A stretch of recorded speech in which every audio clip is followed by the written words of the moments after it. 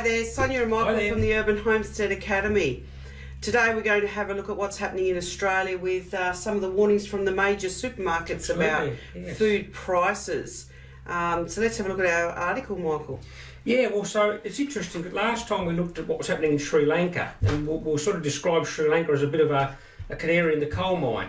And a lot of those things that are happening in Sri Lanka now are sort of have taken place over the last 2 or 3 years through decisions or lack of decisions at a government and personal level. And some of the things we mentioned in that videos last week are the sort of things we're seeing showing up in a place like Australia now. So what we're going to do, we're going to have a look at what various people in Australia are talking about the area of food security and what's to come in the pretty close future, I would say. Looks like it. So this first one, we have the two major supermarket chains in Australia are Coles and Woolworths. And Aldi, I suppose you could say, Aldi's a major one as well. Another major player. Yep. But this one says the Coles boss. That's obviously one of our major chains. Coles boss reveals why prices are about to rise even more as shoppers see their supermarket bills double. Wow. Double. He predicts many Aussies will start living off canned and frozen food. So there's a quite an in-your-face warning there. And a recent one too. From the Coles boss. So Coles has revealed supermarkets are being forced to rapidly increase their customer prices. Consumer prices as food suppliers demand compensation for soaring production costs. And obviously we've mentioned in our last food security report from Sri Lanka the price of fertilisers, the price of food, the price of parts, the price of seeds. Everything is going up so rapidly that those prices have to be passed on. Someone's got to pay for it eventually. Yes, and the Coles are saying it's going to have to be the consumers at some stage that will have to pass, but those costs will have to be passed on too. Okay, so Steve Kane, the supermarket giant CEO, said the number of suppliers calling to renegotiate pricing had surged during the past year. And what a lot of farmers do nowadays, they'll set up a price for the year previous to that, but as prices increase, those contracts are still paid out at those original prices. But then as they renegotiate different contracts for the different seasons, they've got to factor in all these massive cost increases in the input costs.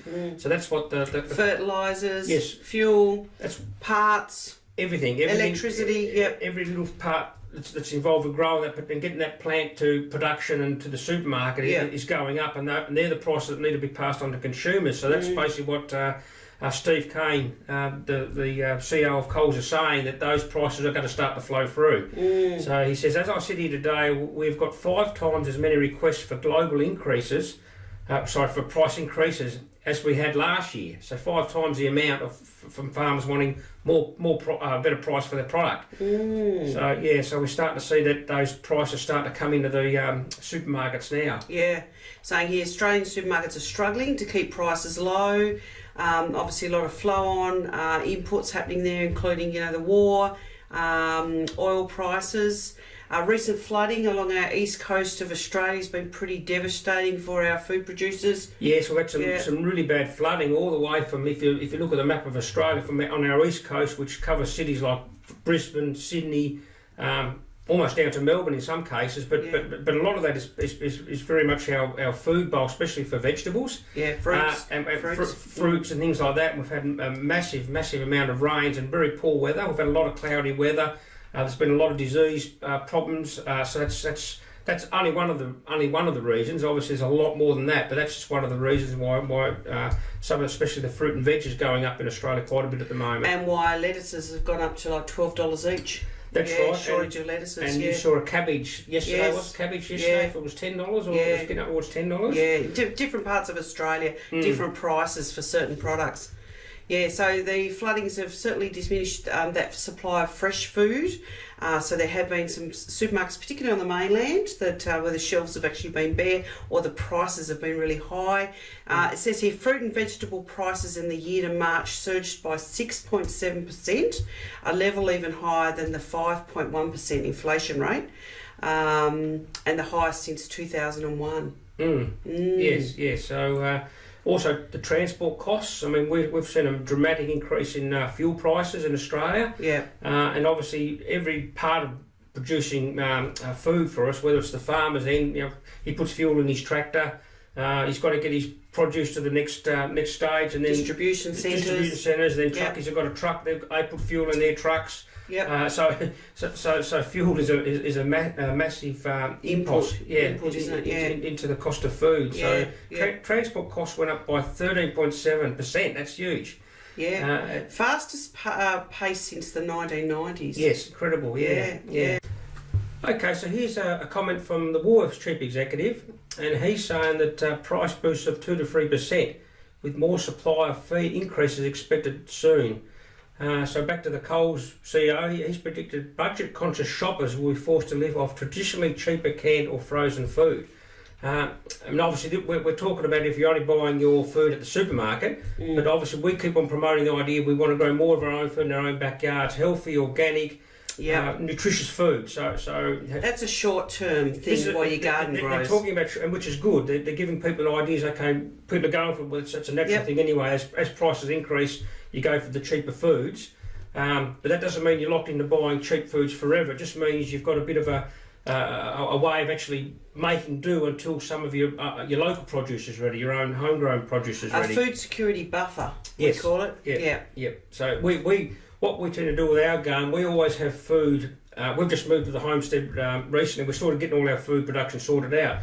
But what we try to have fresh produce in our garden beds 12 months of the year. Yeah. No matter what, whether it be, we're always harvesting something. We're always harvesting something out of our gardens for hard times ahead. Yeah. So that's what we're trying to promote in our Homestead channel here.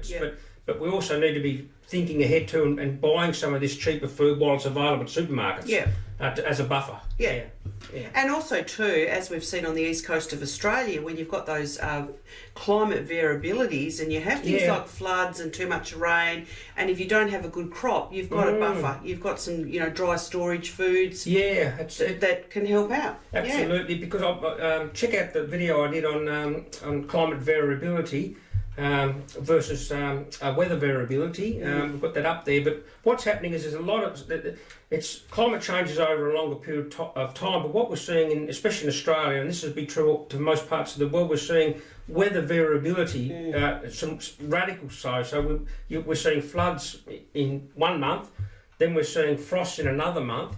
And when you're trying to grow food on a large commercial scale, it's almost impossible to get those harvests in. And that's what we've seen up and down the eastern seaboard of Australia with the floods, followed by really, really cloudy weather. It's it's a combination of factors, and the producers have not been able to get the produce out of the ground at all. No. And even when they can, it's full of mould and stuff like that. But it's a lot easier to grow.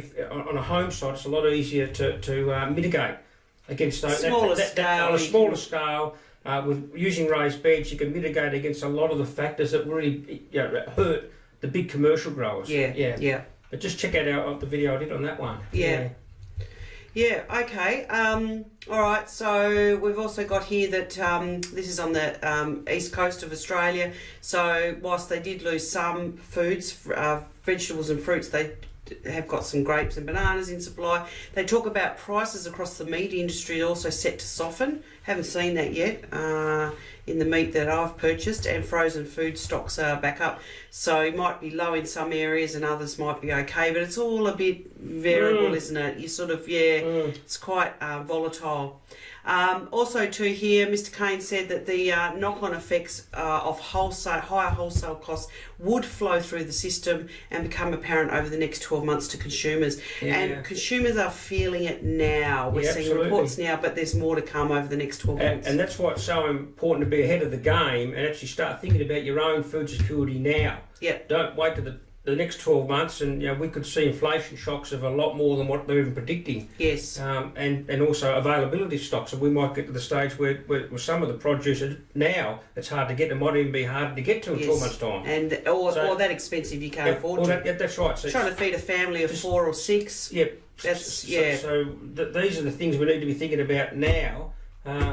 Before we get to that stage. And it's always worth saying, because we always do say about growing your own garden and producing your own food, and we do know that not everyone has a garden. Some people live in the city, and that's where there's community gardens or other people that you know that might have a plot of land that will let you grow some food. You don't have to have land yourself to be able to do it. So Okay, so dire warning. The nation's peak body for food and grocery manufacturers announced costs have increased 700% since the pandemic. 700%. Yeah, that's amazing, isn't it? Which would partially be passed on to customers.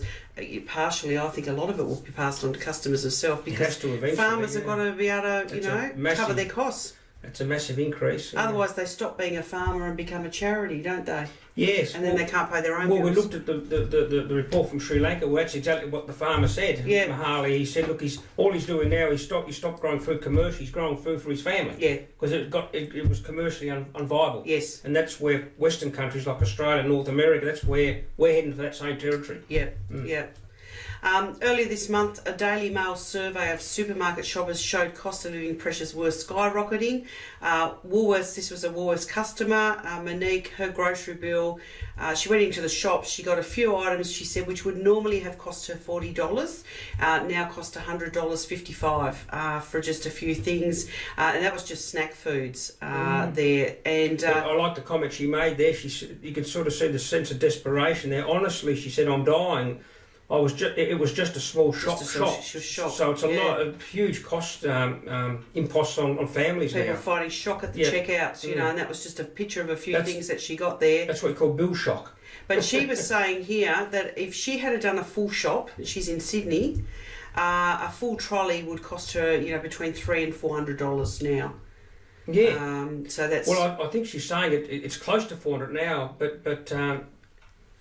Now cost, yeah. And has she done a full shop? This was just a few items she got. Yeah, no, so she was surprised that she got a few small items. It was $100. Here's another married couple. Noah and Michael said rising consumer prices and weak wages growth had stopped them from buying a home. There's not even a chance for us to think about it now. And so it's not just the grocery prices; it's mortgage interest rates are going up.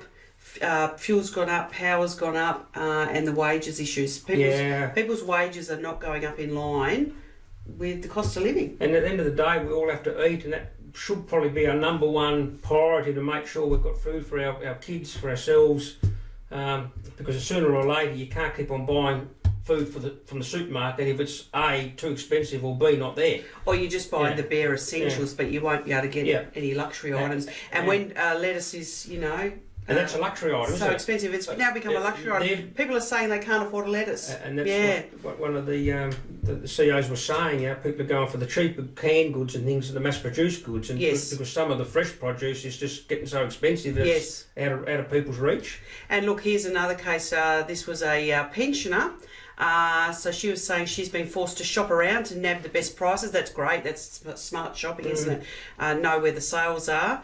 So she said that she bought 4 meals from Coles for $22. So she get 4 meals out of that. And that was baked beans and spaghetti in the little tins, which worked out to about $2.50 a meal. Well, we showed in our last video, didn't we, with the rice and the can of chunky soup, which had meat and vegetables in it, that you could do that for Plus a lot cheaper. It was a high carb, high calorie with the rice, so it actually filled you up as well. Yes, so you can do reasonably healthy, wholesome meals for less than $2.50. Yes, absolutely, yeah. On Wednesday, Treasurer Jim Chalmers warned inflation was set to skyrocket in coming months, with the Reserve Bank of Australia expected to inflict 5 more interest rate increases before the end of 2022 in a bid to slow prices. And that's very much a global issue. I mean, it's not just Australia where interest rates are going up rapidly. This is all over the world. So everyone's watching this could identify with that. They're looking at their mortgages going up. Yeah. Just trying to get a handle on the inflation, what's happening. What's the Australian government doing? They're talking about a cost of living relief package. That's going to be unveiled in our first Labor budget in October. They're looking at reductions to the fuel excise, tax cuts, and more funding for welfare and charity organisations to help those that are really in need. Yeah, and all that's really good, but it still comes back to being responsible for our own food security. It's at the end of the day, I mean, it's good to have governments doing things, but we need to be proactive. Yeah. And we need to be ahead of the curve, ahead of the game. Yeah. So whatever we can do in there, if we have a stock of deep pantry, whether we buy an extra bag of rice just to sort of make sure we've got that, whether we're starting to grow our own food, cooking cheaper meals. Whether we're joining the local community garden, whether someone's volunteered their land for someone else to grow food. Yep. We need to be very creative in our thinking how we're going to solve this problem, because if we leave it to the governments, it's good that they're thinking about certain things, but I don't think they're going to solve this problem of food security at a grassroots level. Yeah. It's just too big. Yeah. Well, Australia talks about being a big food producer and having a lot of food there, but I suppose the food could be there, but people might be able to afford it. And we showed in our last video, didn't we, about the comment, the Australian comment is very much they're afraid of what's coming in the area of food security. We won't be food secure. Yes. So we showed that in our last food security report. Yes. So, and having access to good healthy foods is a basic human right, isn't it? It's in the Universal Declaration of Human Rights, and yes, but some countries are really struggling with it. Sometimes we have to do it ourselves. Yes, that's right. That's right. If we wait for someone else to do it for us, it may not happen. Well, if we can do what we can ourselves, it gives us peace of mind. It does. We can help our immediate families, our neighbours, be a blessing to others. Yeah, that's right. Yeah. Exactly right. Okay, so I think that was it for that article. The last thing here was that they were also predicting that... this is quite dire, this one. Yeah, that the typical Australian family is set to be $670 a month worse off by Christmas, as interest rates and grocery costs, along with petrol and electricity bills. So obviously if people have got a mortgage, I'd say that's factored in there. But they're saying the typical family, I'd say, with a mortgage, $670 a month. What's that? That's about $768 a week.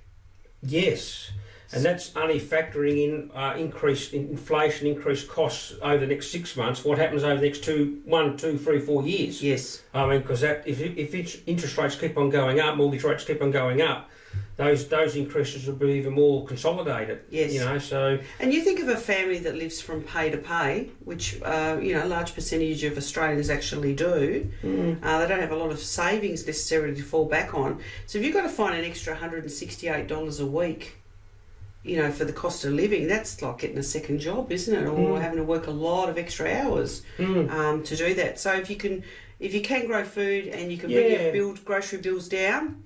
It's going to help. And even for the people that have got a little bit of the money in the bank, I mean, inflation is really eating into their buying power as well, because if prices, go 25%, 50%, and they're totally reliant on the supermarkets, and they're chomping through their savings at a massive rate. Yes. Whereas if they're growing a lot more of their own food, those savings can just stay in the bank and they're not using them. Yes. So that's another reason, from an economic point of view, to be growing more of our own food, just to sort of, Yep, and you can save a lot of money. And we did put a video up, didn't we, about how we grew huge amounts of food in a very small backyard. Yes. And we hardly brought anything at the supermarket. And we were growing all our own food. So this was at a time when there was none of these pressures. No. There was no pressures at all. But no.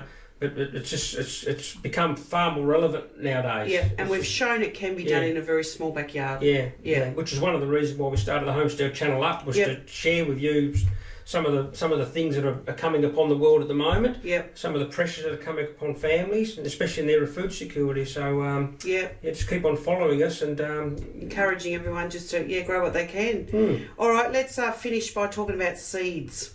Okay. Yeah. Well, we want to finish each food security report on a bit of a positive note. So last week we talked about what was happening in Sri Lanka, but we talked about what we would call short-term food security by actually buying some cheaper food, which is what a lot of this article here was about. We looked at rice, we looked at buying some soup and putting on that, and making some cheap meals. Yep, and having some spares in the pantry. And we talk about it being as a short-term food security because it's from day to day, what we're going to look at today is what I will call generational food security, which is actually not just growing our own food, but it's also saving our own seeds for the next generation and be totally food secure. So one of the things we can do for that is to go to your local hardware store, garden centre, and buy a whole heap of seeds. Hold them up.